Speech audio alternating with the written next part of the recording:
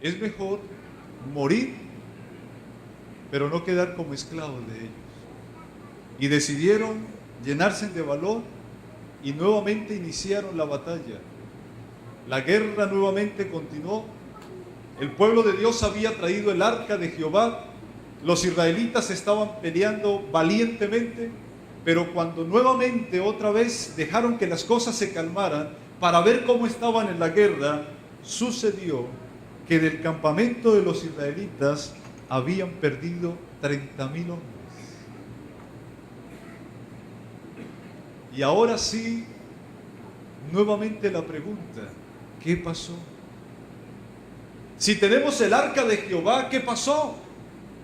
Si el arca de Dios está con nosotros, ¿por qué nos están venciendo los filisteos? Y no solamente perdieron 30,000 hombres, el arca de Jehová fue raptada por los filisteos. Los hijos de Elí murieron en aquella batalla.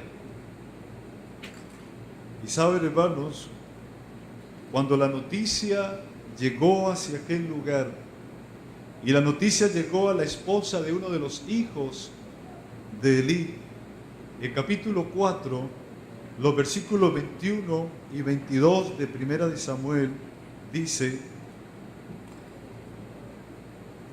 que aquella mujer estaba dando a luz. Vamos a leerlo a partir del versículo 19. Y dice: su nuera, la esposa de Finés, estaba encinta, cerca de dar a luz. Al oír que el arca de Dios había sido tomada y muerto su suegro, su suegro y su esposo, se inclinó y dio a luz, porque los dolores le vieron de repente. Al tiempo en que ella moría, los que la atendían le dijeron: no temas, has engendrado un hijo. Pero ella no respondió ni prestó atención. Y llamó al niño Icabod, sin gloria, diciendo: se ha ido la gloria de Israel, porque el arca de Dios había sido tomada y muerto su suegro y su esposo. Dijo pues: se ha ido la gloria de Israel, porque el arca de Dios ha sido tomada. Miren lo interesante, hermanos, que la Biblia nos menciona aquí de este incidente en el libro de Samuel. El arca de Dios en aquella batalla aparentemente vemos que no sirvió para darle la victoria al pueblo de Israel. Aunque los israelitas quisieron tomar un segundo aire y emprender nuevamente la guerra, y motivados por la presencia del arca de Dios, lo intentaron, pero tristemente perdieron la batalla. Por eso esta mujer, al dar a luz, expresó esas palabras: Icabod, Icabod, la gloria se fue, la presencia de Dios ya no está aquí. El pueblo de Dios perdió la batalla, perdió el arca, perdió al sacerdote, perdió a los hijos de él, y perdieron en aquella batalla más de 30,000 hombres. ¿Cuál fue el problema, hermanos? ¿Por qué perdieron? ¿Por qué Dios no obró para librar a su pueblo? La respuesta la encontramos en el capítulo 3. Y en ese capítulo 3, el versículo 1 nos dice: el joven Samuel ministraba a Jehová ante Elí, y en aquellos días la palabra del Señor era rara y no había visión frecuente. Miremos varias cosas interesantes de lo que pasó allí en aquel lugar. Dice el versículo 1 de ese capítulo 3: en aquellos días la palabra del Señor era rara y no había visión frecuente. Hay varias cosas interesantes que nosotros debemos comprender aquí. Una de ellas: el pueblo de Israel, aunque tenían el arca, se habían olvidado del Dios del arca. En segundo lugar, dejaron de estudiar. No había visión frecuente. Eso quiere decir que sus líderes en aquel tiempo no estaban aferrados de la mano de Dios.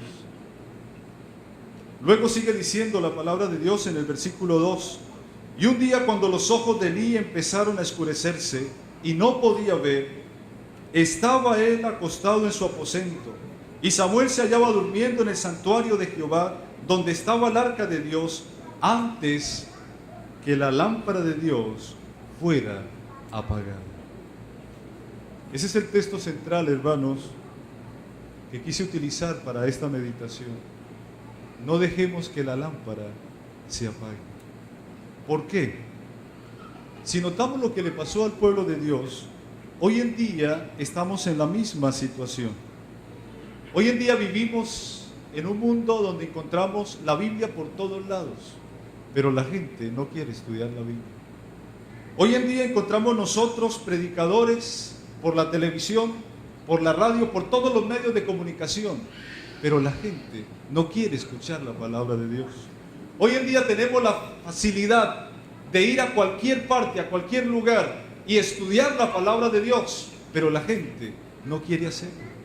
Hoy en día las comodidades y muchas cosas que el mundo ofrece están afectando al mundo cristiano, tanto así que nosotros también estamos entrando en una tibieza espiritual y parece que la palabra de Dios no está haciendo efecto en nosotros.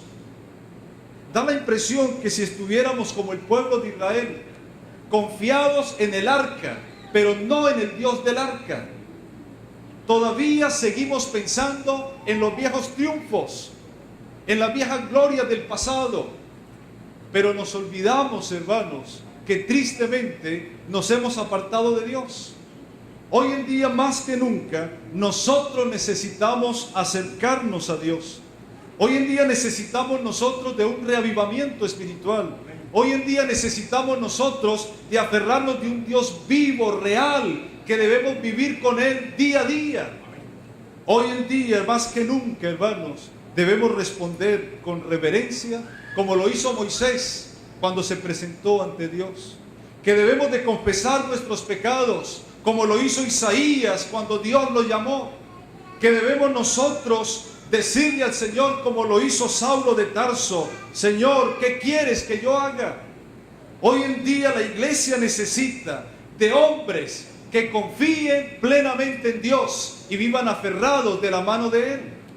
Por eso hoy en día, hermanos, en un mundo en que vivimos, donde la esperanza parece, hermanos, que se fuera alejando, necesitamos de una iglesia firme y fervorosa para llevar esa esperanza del Señor Jesús. Por eso, hermanos, tristemente, el pueblo de Dios en aquella ocasión perdió la batalla.